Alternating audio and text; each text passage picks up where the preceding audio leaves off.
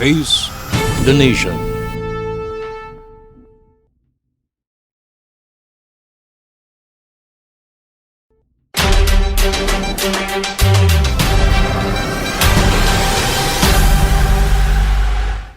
A pleasant day. This is Freddy Obando. Welcome to our program, Face the Nation. And today we're privileged to have with us former Finance Secretary Roberto De Ocampo, who is also the president of the Federation I know, Foundation. what's her? Foundation. Yeah, a pleasant day. This is Freddy Obando. Welcome to our program, Face the Nation. And today we're privileged to have with us former Finance Secretary Roberto De Ocampo to give us his insights on the Maharlika Fund and, of course, the economy. A pleasant day to you, sir, and welcome to our program, Face the Nation. Well, thank you for inviting me again, Freddie. Sir, if we are to look at the debate that ensued in both the Senate and the House with the Maharlika Fund, our people are asking the question, why the need to have a Maharlika Fund? What good will it bring for the Philippines? Are you in favor, or are there good points that could help the country's economy? Maharlika is an investment fund. All right. So first, there has to be a fund. And second, it has to be invested. Now, the debate centers around where will the fund get its funds. Okay. The first time the Maharlika Fund was brought forward, it was called a sovereign wealth fund. Now, that means that it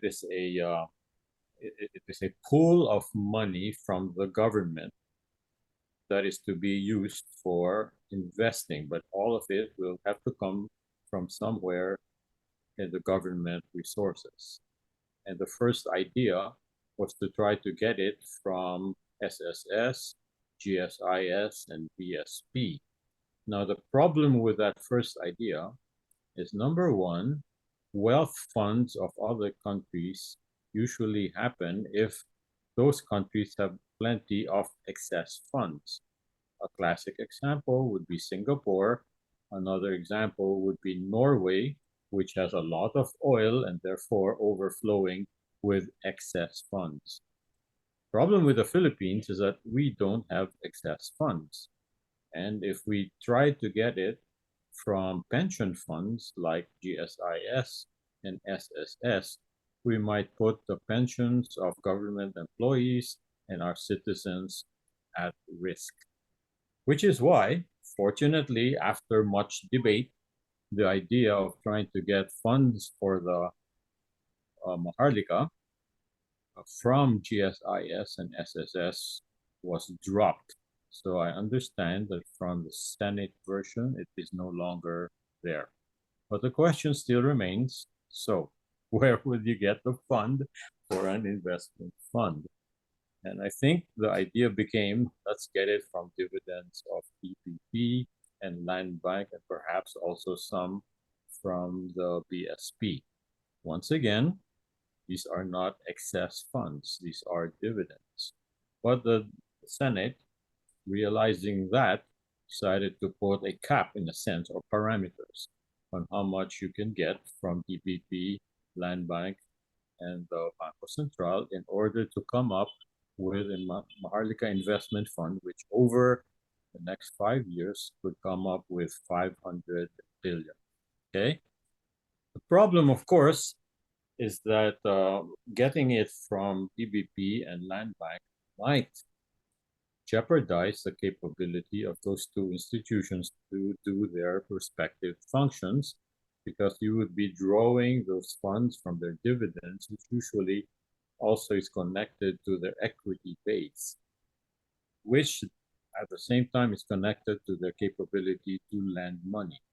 So the way bank works, for every peso that the bank has in its coffers, it can lend out a multiple of 10, something of that nature. So if you're getting, say, 100 million, or if you're getting 1 million from a bank, then you are depriving it of the possibility of having 10 million in loans. That may not be a good thing to do if you're trying to get Land Bank, for example, to expand its operations in lending to farmers, and for DPP to continue to expand its operations for lending for long-term purposes.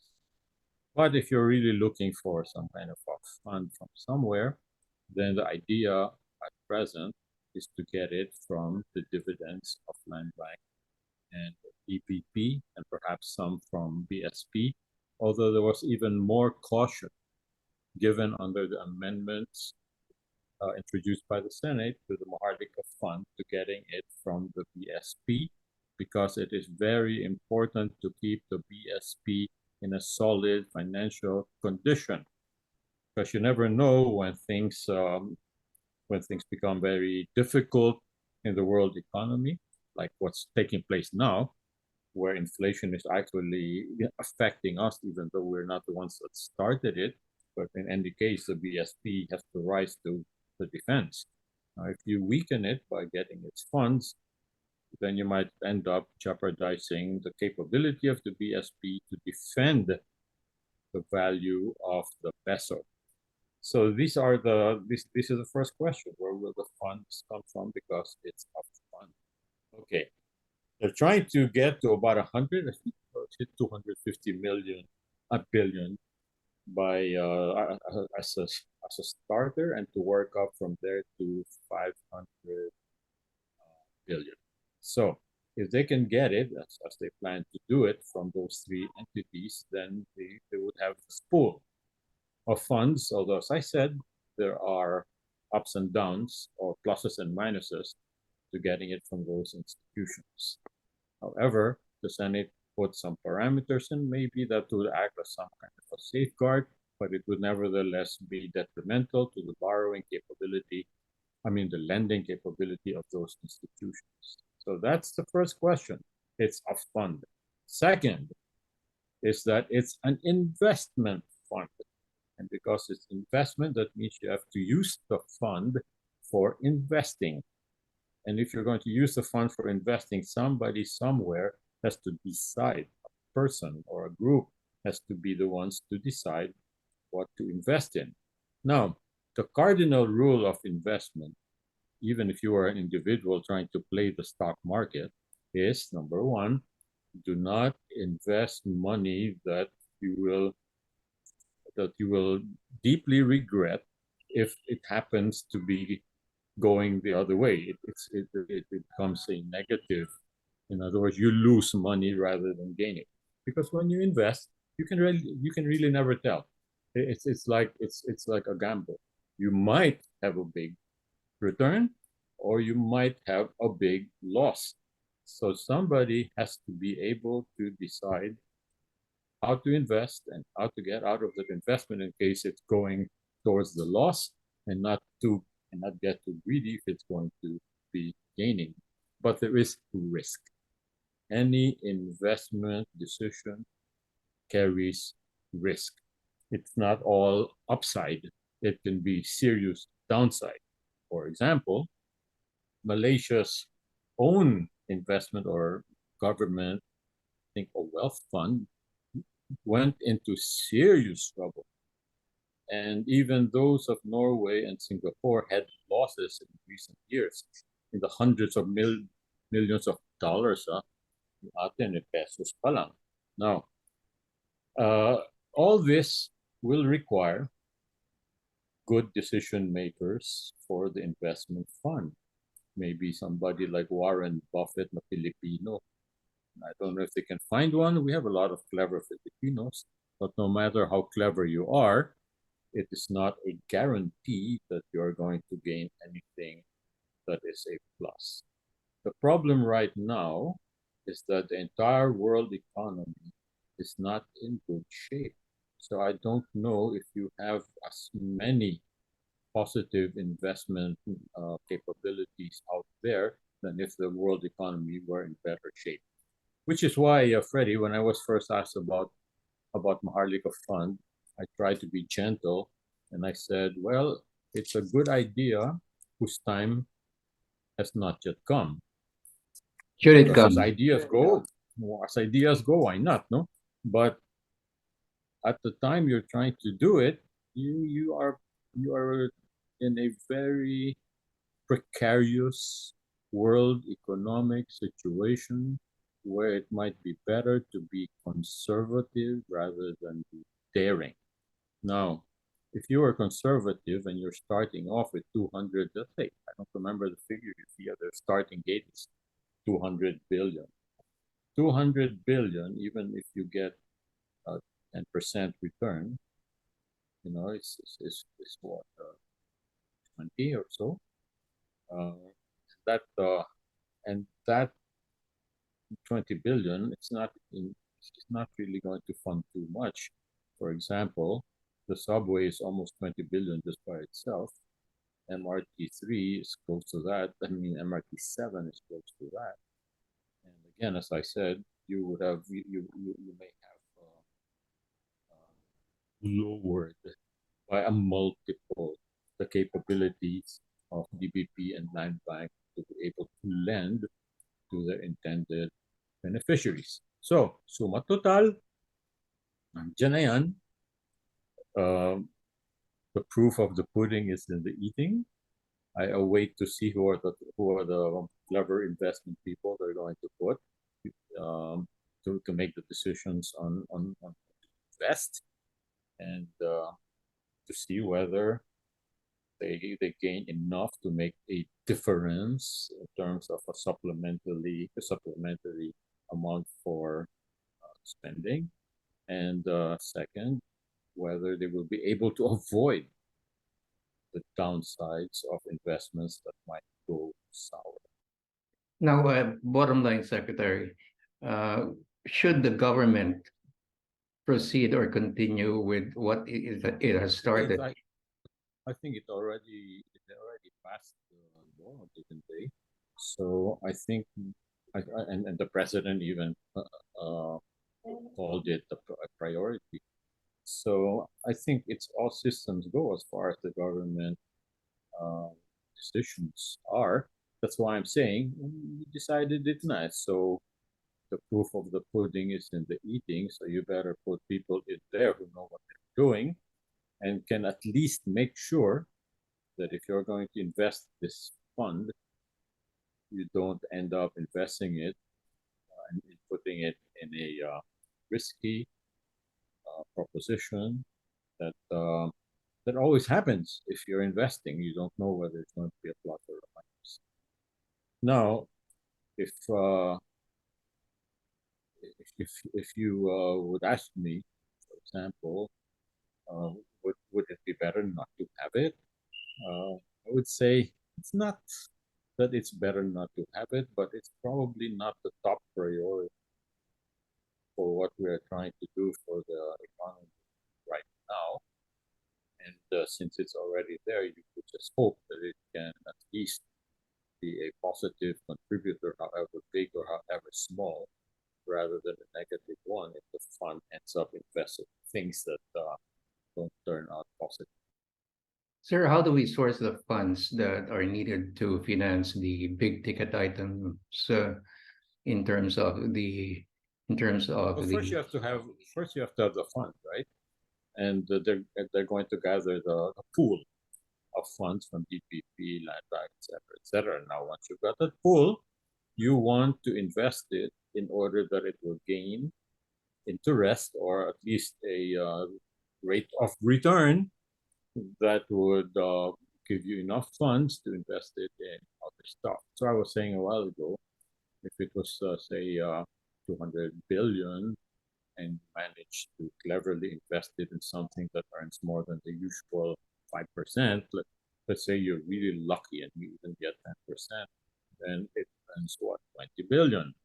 Now, 20 billion though, it's not as big as you think, because as I was comparing projects that you can invest in, and I don't know if that makes all that much of a difference, but it's better if it ended up with a positive result than if you invested it and natalo ka, no? Or you get something not that significant, so you could have just avoided risk and put it in a much safer investment. A final word. Would you say that the president should drop this, the Maharlika Fund, because this is something that he has started? Why put yourself? I think he's already, what should I say, hoping that he can appoint people. You know, they ended up with a committee that includes the economic team in particular, and then they'll have to have full-time managers who hopefully are well selected among the community of this country, of clever investors and bankers and so forth and so on. That's the next shoe to drop, okay? Because the decision to have the Maharlika Fund has already been made. Everything I told you was debated back and forth and so forth. The president thinks that there could be more upside than downside. That's possible because that's how investments go. And the next really important decision to make is appointing the right people to be able to manage this fund so that you avoid the downside and you get as much upside as you can under the present circumstances. A final word from you, sir. A final word of advice for those in power. My advice to them is to keep their eye on what's happening in the entire world. Because right now, the domestic situation is fairly much pretty good. That's why the president is getting a high approval rating. The economic growth is relatively healthy. The BSP was able to hold the exchange rate at a good level. But you know, the external factors right now are beyond our control. The US is bound to go into a recession. They probably already are. They're just not saying it. The European Union is in deep recession, particularly Germany. And the war in Ukraine, Russia, is going to affect food supplies, fertilizer supplies. And right now, there's all this business about cutting down on oil production, which will once again increase the price of energy. So we have to keep our eye on the ball with respect to what's happening in the world and to make good decisions that are in the national interest in order to not let these things affect us greatly. Well, thank you very much, sir, for the information and the ideas that you have shared with us. And hopefully our leaders, from the businessmen to the cabinet, will see the importance of what you have presented to us. And hopefully people like me would have a better understanding of what the economy is all about and what the Maharlika Fund can do for the country, do or undo. So thank you very much, sir, for joining us here on Face the Nation, and God bless both. Face the Nation.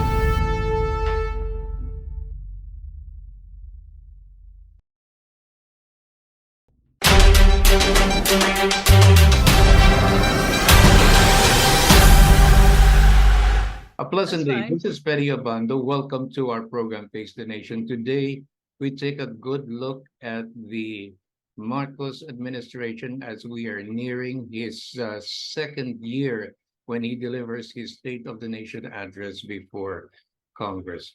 A pleasant day to you, Mom, and welcome to our program, Face the Nation. Hi, good morning. Mom, it seems that you are very busy, and if I were to look at the current situation where you are in, that you are being consulted on many fronts, would you say that the president is on the right direction with many of what he has proposed and is moving on it in terms of his relations with Congress. Yeah, I think the president is right on the dot on some issue areas and still waiting for more competent people in some other areas. Like, you know, that in the Department of Agriculture still is headed by the president. And I think it's taking time to really, select the best person to run that because food security is our topmost priority. Now, in terms of defense and security, where I had been involved once upon a time, I think the president is responding to external and internal forces accordingly, and but I hope he will eventually move to multi-alignment, so we are not leaning on one particular direction. How would you assess the relationship of the president with Congress, knowing that if you look at the results, I mean, seems to be very cooperative in terms of pushing for measures or bills that are supportive of the president's agenda for the nation. Well, actually, it's in a very excellent position right now. It's almost like a parliamentary system because, all his priority bills are being acted upon by Speaker Martin Romualdez, and he practically has a majority in the Senate. So I hope the president takes advantage of this, continuing cooperation, cooperative attitude of both chambers, and really push his legislative agenda. What makes the president's partnership with Congress very solid in terms of looking at an agenda that will not be wasted to politics? Because for most parts, I think the legislative agenda of the president is there's nothing to quarrel over it. It's if you're a rational person, whether you're a senator or a member of Congress, then you would readily support it. But it's really the vagaries of the legislative process that is preventing the passage of these bills for the president's signature. How about the support of the Senate? I think for most part, he has the support of the Senate. What needs to be done is really to respond to the challenges, for example, in the Maharlika investment fund. And I think the president is responding to that adequately before he signs the MIF. Now, since you made mention about the Maharlika Fund, well, there are still concerns that are being raised by our people. If you were to look at what has been passed by Congress and it is due for signing by the president, would you say that the objective will be accomplished in terms of delivering what the Maharlika Fund could be in terms of financing key projects that will sustain growth and at the same time ensure that everybody benefits from it rather than just big ticket politicians? Yeah, I studied that quite closely. I did a deep research on it, and overall, I found that, like all investment vehicle, it has concomitant risks because that goes it's par for the course. But the way it is structured, there is a board, there is an advisory group, and there are many, many agencies of the government which many people feared would be part of that, and they're no longer part of that. So this has been addressed adequately. All we need to do is for effective governance of the board and the advisory group to really make a go of it. One particular field where you are known for is national security. Well, over the past several months, we have seen that this has been a major concern, EDCA. Where are we and what is your position? Would you say that the management of EDCA serves the national interest and there is no danger at all to the security of the country? Well, Secretary Chodoro just called me for a meeting a few days ago, and I stressed there the need for a sub IIR for EDCA, so there will be no misunderstanding in the future. So I don't know. It was an advice, and I don't know whether he will take it or not take it. But I think what we need, because the VFA IRR will not suffice for the EDCA because they're covering some other issue areas. So I think better for us to anticipate any misunderstanding and get a sub IRR. Now, in terms of our relationship with the US, because we have ratcheted up our relations because of the continuous aggressive action of China in the contested South China Sea. I hope the president will still consider us applying to be a member of the BRICS, which is gaining grounds now from all over. Even Mexico, had applied to be a member of the BRICS, and the big guns of Saudi Arabia, Iran, Argentina, they all would like to be members of the BRICS. And I like that because that means, because BRICS is really an economic aggregation of nations. So that means we have better markets, we have better destination for our pineapple, for our virgin coconut oil and the like, and all our exports. Would you say that RCEP is also good for the president? Because at some time, certain people were afraid that the president will not push for RCEP. Yeah, but we did. RCEP has been ratified, and any and all opportunity for trade barriers to go down, we should join that. They are not colliding anyhow. They just reinforce each other. Mom, I'd like to go to the rating of the president that has been released recently, and it seems that well, the results seem to be very positive. In past presidencies, we've seen that retaining the approval rating of our people has been quite difficult, but somehow President Marcos has won the affection of our people given the results of the latest Pulse Asia survey. Yeah, I think if those scores have grounding, then that means that for most parts, people think that he's really doing his best in the first 12 months of his administration. And I just hope he will rethink some of the appointments that had been made over the past month, so that those appointments where people are just marching in place and don't have any innovative and creative ideas. Those people should be replaced. In a scale of 1 to 10, how would you rate the president? Oh, I rating. I think I'd like to give his travels.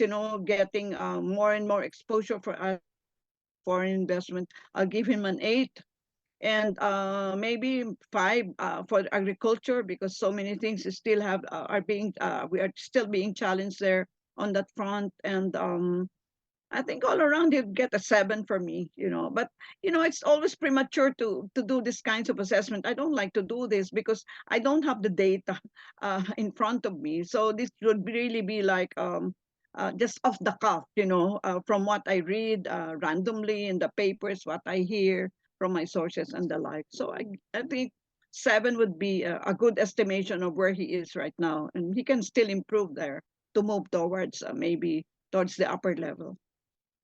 A final word from you, Mom. I hope our proclivity to assess our political leadership will lessen, because many times we are not privy to the many, many vagaries of decision making. And to repeat, I hope the president will rethink some of his appointments for those who are just marching in place and who do not have any innovative, creative ideas on how to move forward in their respective departments. Thank you very much, Mom. Professor Clarita Carlos, giving us her insight this early on the performance of the president. The president is expected to deliver part of what has been discussed today in his second State of the Nation address next month. So thank you very much, Mom, for joining us here on Face the Nation. Thank you and God bless.